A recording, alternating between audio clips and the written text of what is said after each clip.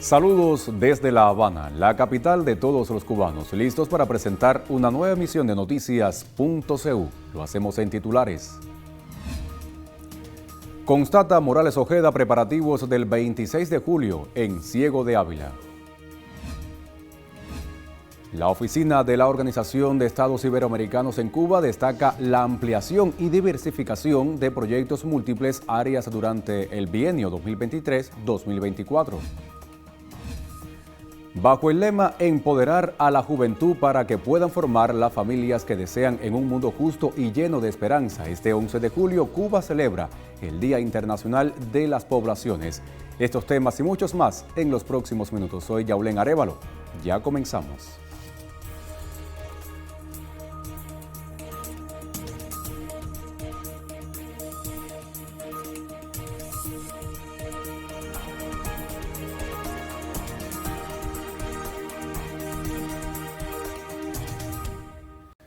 Lo anunciaba en titulares el miembro del Buró Político y secretario de organización del Comité Central del Partido, Roberto Morales Ojeda, chequeó los preparativos y acciones implementadas en la provincia Ciego de Ávila con motivo de la celebración por el 26 de julio.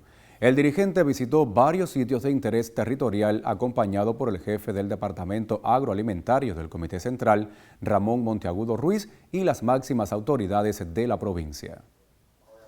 La preparación de Ciego de Ávila rumbo a las celebraciones por el 26 de julio marcó la agenda de trabajo del miembro del Buró Político y secretario de organización del Comité Central del Partido, Roberto Morales Ojeda.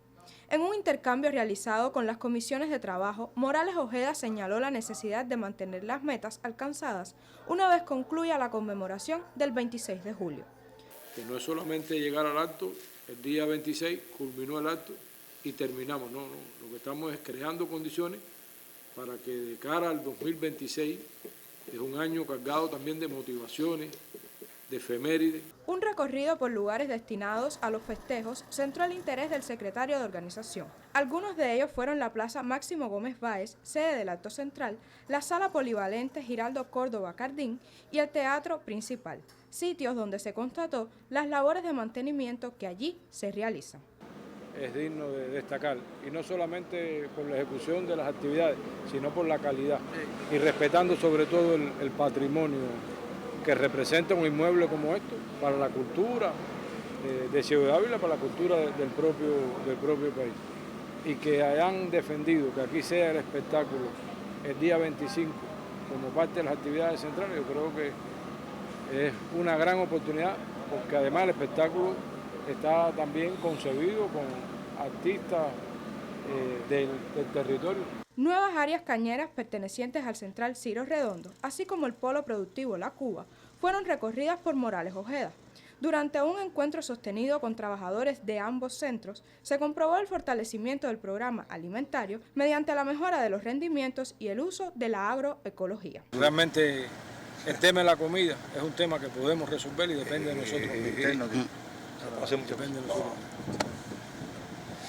Y el papel de las empresas de la agricultura está demostrando cómo están transitando de empresas que llegaron a ser prestadoras nada más de servicios, a brindar servicios como le corresponde en su encargo social, pero también a producir.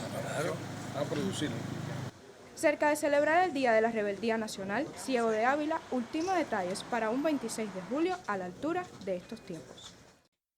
Les propongo hacer una primera pausa informativa en nuestra emisión. Al regreso haremos el habitual recorrido por las páginas condominio.cu, otros temas que marcan la agenda informativa de nuestro país, así que quédese con nosotros con la señal de Cubavisión Internacional.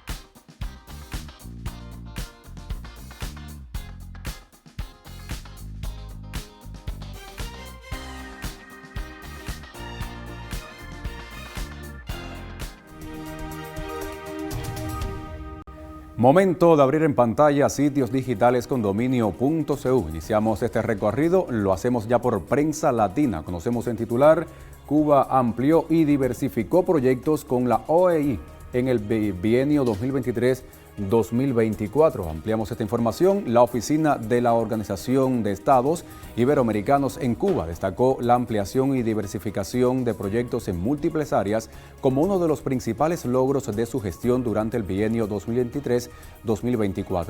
La víspera, en el Hotel Iberostar Selection Habana, se celebró un encuentro con directivos de la OEI, autoridades cubanas, socios estratégicos, representantes de la cooperación internacional y medios de comunicación, donde fueron presentados los avances en ciencia, educación y cultura. Uno de los proyectos más relevantes fue la gestión del conocimiento en políticas públicas en ciencia, tecnología e innovación, que permitió capacitar a 120 profesionales mediante talleres nacionales auspiciados por el Ministerio de Educación Superior. Asimismo, la Organización de Estados Iberoamericanos dio a conocer la publicación del libro Ciencia e Innovación, Procesos Sociales para el Desarrollo Sostenible, que analiza los desafíos del sistema científico cubano. La presentación estuvo a cargo de Beatriz Aragón, coordinadora del proyecto por la Universidad de Ciencias Informáticas, y de María Victoria Villavicencio, directora de Relaciones Internacionales del Ministerio de Educación Superior. Vamos a pasar a otras informaciones. Radio Habana, Cuba, informa por su parte, vicecanciller de Cuba recibe copias de estilo del embajador de Indonesia. La viceministra de Relaciones Exteriores de Cuba, Josefina Vidal, recibió este jueves en la sede de la Cancillería cubana al embajador extraordinario y plenipotenciario de la República de Indonesia. En el acto, el diplomático presentó las copias de estilo que lo acreditan como embajador designado por su país ante el gobierno de la República de Cuba. Vamos a pasar a buscar otras informaciones desde la red de redes. Conocemos desde Cuba Sí, descubren actividad terrorista de Cuba Primero desde Estados Unidos. El gobierno de Cuba reveló evidencias de acciones terroristas realizadas hasta hoy por la organización Cuba Primero, con el objetivo de subvertir el orden constitucional, dañar la economía e instalar a la violencia extrema en nuestra isla. Con un audiovisual presentado en el principal espacio noticioso de la televisión cubana y reseñado por varios medios de prensa este viernes, las autoridades revelaron operaciones dirigidas desde el territorio de Estados Unidos. En el video se señala como financiador de sabotajes y actos de terrorismo al ciudadano Armando Labrador Coro, titular de la organización, que según la acusación opera bajo la fachada de un movimiento político. Asimismo, se presentan imágenes y testimonios que inculpan a Cuba Primero de movilizar, instruir y pagar a varios ciudadanos para perpetrar ataques a instituciones estratégicas para el funcionamiento del país y contra hospitales, escuelas y círculos infantiles. También incrimina a otras personas como autores intelectuales o materiales de acciones extremistas contra la isla, como Carlos Ernesto Díaz González, cativo disidente, y Miguel González Bártulo, Miki Terrori. Con esta información cerramos el recorrido por las páginas condominio.cu. Hacemos una segunda pausa informativa.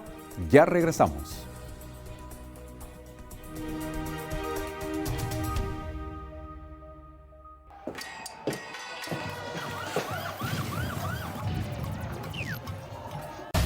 Las realidades del mundo actual exigen agudeza visual. Por eso aquí miramos y analizamos con Visión 2020.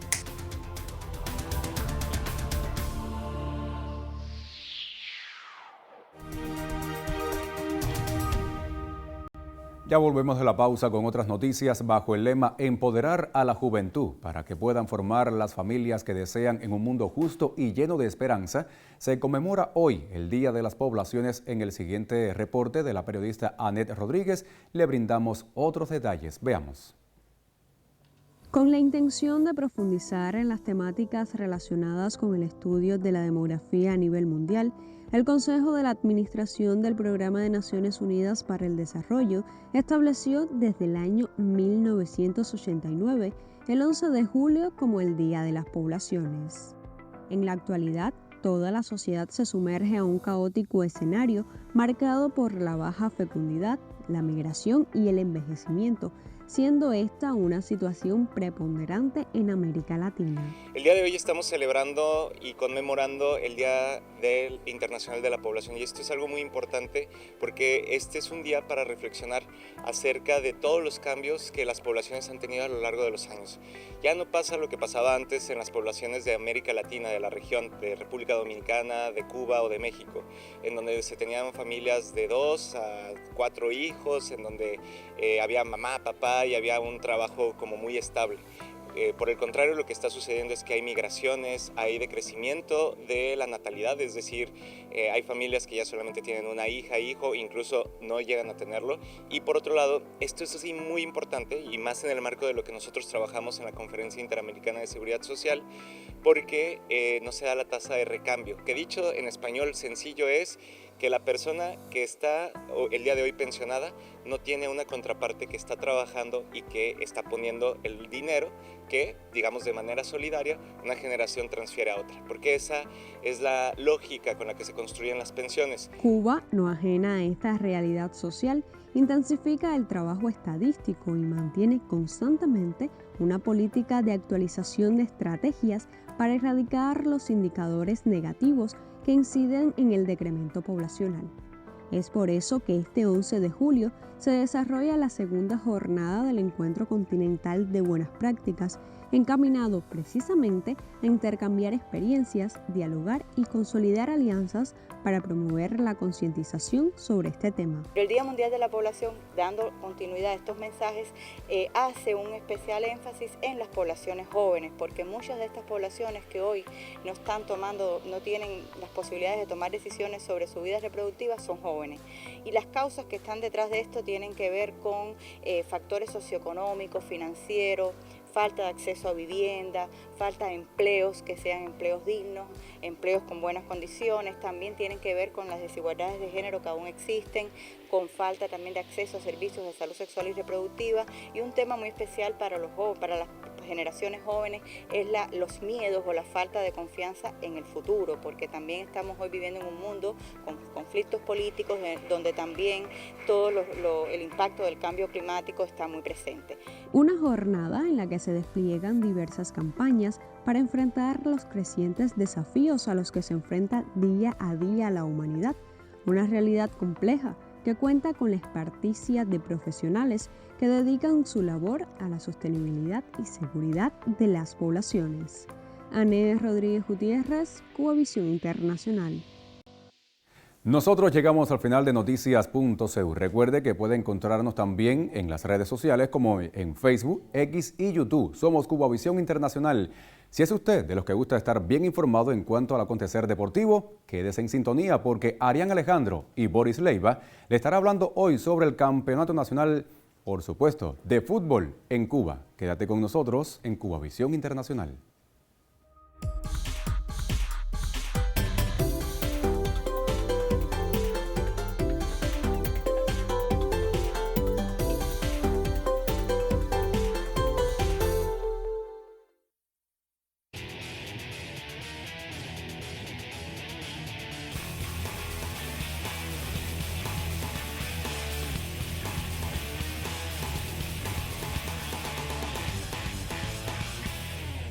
Buenos días, bienvenidos a una nueva emisión de Zona Deportiva aquí en Cubavisión Internacional. Tiempo para el debate como cada viernes y desde La Habana hoy les saluda Boris Leiva.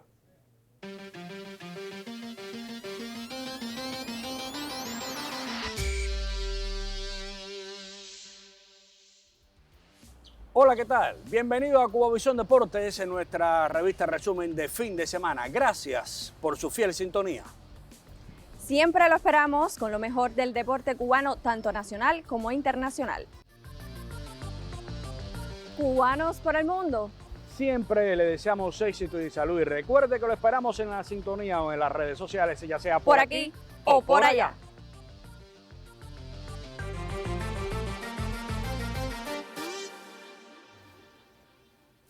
La oportunidad para debatir acá en Zona Deportiva como cada viernes y usted lo puede ver en las imágenes que nos acompañan. Hablamos del torneo Apertura del fútbol cubano, teniendo en cuenta que es la edición número 108 de este certamen. Le damos la bienvenida a Arián Alejandro para debatir en un primer momento lo que fue el cierre de estos partidos de repechaje que otorgaron finalmente la clasificación a dos equipos de recorrido histórico como lo son Villa Clara por la parte occidental y Santiago de Cuba por la oriental. La más reñida fue la del Oriente, con Santiago necesitando de los penales para dejar fuera a Ciego de Ávila. Arián. Así mismo es, Boris, saludo para ti, para todo el colectivo y los que están con nosotros a través de la pequeña pantalla de aquí en Zona Deportiva. Bueno, ya lo decías, la más apretada fue la de la zona oriental, un Ciego que no pudo hacer valer la condición de jugar el partido de vuelta en casa, en Morón. Quizás la afición avileña esperaba que siendo la vuelta en territorio de La Piña, pudieran, después de sacar yo creo que un muy buen resultado en Santiago de Cuba, con ese empate a 1, pudieran entonces tener ligera ventaja. Pero Santiago sacó a relucir lo que ha sido el equipo indómito, o los Diablos Rojos, indómitos en el béisbol, los Diablos Rojos, en los últimos, vamos a hablar aproximadamente 8 años, desde que comenzaron a ganar en 2017, aquellos 3 consecutivos, y bueno, después volvieron a triunfar en ligas aperturas en 2022 y 2023 con este nuevo formato. Se convierten junto a La Habana en los únicos que han estado siempre en los torneos clausuras. Ya La Habana había logrado su boleto por ser el mejor de la zona del Grupo A, la zona occidental, ahora lo logra Santiago. Son los únicos 2 equipos que han logrado siempre estar clasificando a esa fase final. Lo hacen vía penales, el equipo de Santiago, que usted y yo, mire que hemos hablado mucho de este torneo aquí en Zona Deportiva, Boris, lo fuimos diciendo, ha ido de menos a más en el torneo, no comenzó bien. Una evolución propia dentro de la competencia. Correcto, no comenzó bien, incluso con goleadas en contra del mejor equipo de la liga que fue Guantánamo. Recuerdo una de 4-0. Y sin duda alguna, Guantánamo, que en una de esas 2 oportunidades que tuvieron para medirse, también les remontó el primero de los partidos. Correcto. Eso llama un poco la atención de cómo, incluso hubo momentos en que Santiago estuvo fuera del segundo puesto en el grupo D, que lo estaba ocupando en ese momento Holguín. Pero bueno, logran una buena remontada, logran colarse segundo, ir a ese repechaje, y una vez que estaban en ese repechaje, pues logran entonces el pase al torneo clausura. No podrán reeditar el título de las últimas 2 aperturas, repito, que han ganado el 2022-2023, pero al menos estarán en el clausura, que yo creo que tener a Santiago es importante porque ha sido equipo protagonista en los últimos años. Y tiene que ver también con un punto de vista motivacional. En el caso de la zona occidental, aclarar que Villa Clara no pudo jugar en esa reconocida cancha para los amantes del fútbol acá en nuestro país, como lo es la de Zulueta. El estado del césped no era el adecuado para acoger este desafío, y gracias también a la colaboración de la EIDE de la provincia se pudo desarrollar de manera correcta este partido. Y estos jugadores, que también tienen tradición, al menos en los últimos años, han logrado llegar después de competir con Artemisa. Artemisa lo llamábamos por acá como el que había hecho el sprint final, entendiendo que tanto ellos como la isla, en los partidos pendientes que tenían cada uno por su lado, parecían tener la oportunidad, al menos matemáticamente, de quedarse con el segundo escaño. A la vez que pierde la Isla de la Juventud con La Habana, el boleto correspondió incluso sin terminar todos los duelos al elenco artemiseño. Estos guerreros que terminan, no dejan realmente una mala imagen, pero se quedaron por debajo. Sí, no, Boris, y esto que tú mencionas rápidamente, quedarse por debajo, el reflejo es que llevan 2 ligas clausuras sin estar. Recordar que el Artemisa es el campeón nacional de 2022, cuando le ganó por penales a Santiago de Cuba la final del clausura, que es el que da el título nacional, y después de eso no estuvieron en el clausura 2023 y ahora no van a estar en el clausura 2025. Que es lo que tiene que ver, vaya, con la provincia, por más que se haya interrumpido el campeonato durante casi 2 años por temas de logística, además la transportación, que fue la causa que más los afectó, tiene que ver con esta involución dentro de que también muchos jugadores, el peso del equipo ha cambiado. Correcto. Comentaban incluso miembros de su staff técnico que había una especie de recambio generacional con las principales figuras que ya estaban cambiando, pero se queda un poquito de sinsabor. Yo creo que incluso, Arián, si se hubiera quedado fuera Villa Clara, tampoco íbamos a tener el sabor completo de esta zona occidental, teniendo en cuenta los antecedentes más cercanos. No, y además que Villa Clara, hay que recordarle a quienes no están habituados a escuchar el fútbol cubano, Villa Clara es el equipo más ganador en la historia del fútbol de nuestro país, tiene 14 títulos, es verdad que lleva varios años sin poder triunfar y no sale como favorito en teoría, habrá que ver después tema refuerzos, cómo sale para el clausura, no sale favorito, pero sí hay que decir algo, el tener a Villa Clara, como mismo lo decíamos con Santiago, es tener al más ganador, y tener siempre al más ganador refuerza porque hay un clásico Habana-Villa Clara que es el clásico del fútbol cubano, porque hay partidos como un Villa Clara-Santiago que se han convertido también en un partido un atractivo importante, entonces de manera general tener a Villa Clara también, bueno, mérito para ellos que lo logran. Así que haremos una pausa breve con respecto al debate sobre el fútbol, volveremos después en un segundo momento Varios practicantes del tenis de mesa fueron 7 años atrás, una iniciativa que con el tiempo validó su importancia no solo para ellos, sino también para estimular el desarrollo de esta disciplina en la ciudad de Holguín. El periodista Vladimir Marrero nos comparte una provechosa experiencia que enfatiza cuánto es posible avanzar cuando se abren paso la voluntad y el amor por el deporte. Momentos de una premiación inusual. Ellos son los ganadores de un torneo también inusual. Liga de Campeones del Club de Veteranos de Tenis de Mesa, correspondiente a la temporada 2024-2025. Integran un club deportivo único de su tipo en el país. Recientemente celebraron el 7º aniversario de fundado en la ciudad de Holguín. Y ya vemos, los protagonistas tienen razones para sentirse más que estimulados. Desde su fundación vienen creciendo, tanto en integrantes como en proyecciones de prácticas deportivas basadas en el fomento de hábitos de salud mental y física. Para ellos, el tenis de mesa es simplemente una actitud ante la vida. Estamos celebrando hoy el torneo de campeones máster de veteranos, que es el último de la temporada 2024-2025. Y realmente ha sido un éxito. Sus iniciativas trascienden más allá del club. Instituciones de la ciudad de Holguín abren sus puertas tanto a veteranos como a otros más jóvenes, atraídos por el espíritu de hermanamiento que distingue a un colectivo que estimula la práctica del tenis de mesa en esta parte del país. Realmente el Club de Veteranos ha incentivado en nuestra escuela el amor por el tenis de mesa. No solo es para los estudiantes atletas nuestros, sino para los otros estudiantes de la escuela también ha constituido un atractivo tener al Club de Veteranos acá como sede de nuestra institución. Cuando se abren paso la voluntad y el deseo de hacer, los resultados son los que aquí vemos. Veteranos y jóvenes del Club de Tenis de Mesa de Holguín asumen retos de carencias materiales y los vencen con actitudes de probada eficacia, voluntad, entrega y mucha pasión.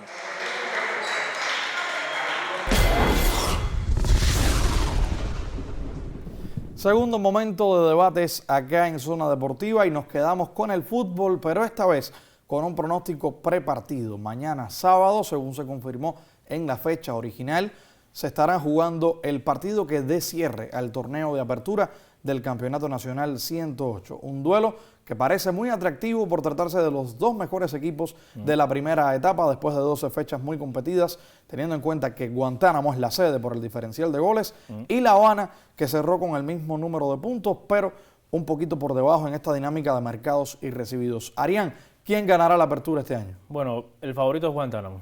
Yo creo que ligeramente lo es yo creo, una razón fundamental. Es un viaje muy extenso. Sabemos las condiciones ahora mismo en cuanto a desarrollar eventos deportivos en el país por el tema de la transportación. Ya tú mencionabas en el primer momento lo ocurrido o lo no ocurrido en 2024, por eso no tuvimos campeonato nacional de fútbol, y ese viaje tan extenso pues te condiciona un poco. Guantánamo está en casa, no tuvo que viajar. Es decir, no estoy justificando, sí estoy hablando de un elemento que a nivel de nuestro país es importante, que influye. Eso yo creo que queda claro. Nadie mejor que los guantanameros, obviamente, conoce el Alonso Grandales, digamos en cuanto a la cancha me refiero, y ese es otro factor. Y porque es un equipo que ha sido el más sólido defensivamente de toda la liga. Una regularidad tremenda. Exacto, y que ofensivamente también fue el mejor. Entonces, si tienes esas condicionantes, La Habana en los últimos partidos, digamos que comenzó a permitir muchos goles. Un poco más inestable. Un poco más inestable en ese sentido, le doy ligero favoritismo a Guantánamo. Es una final inédita, Boris,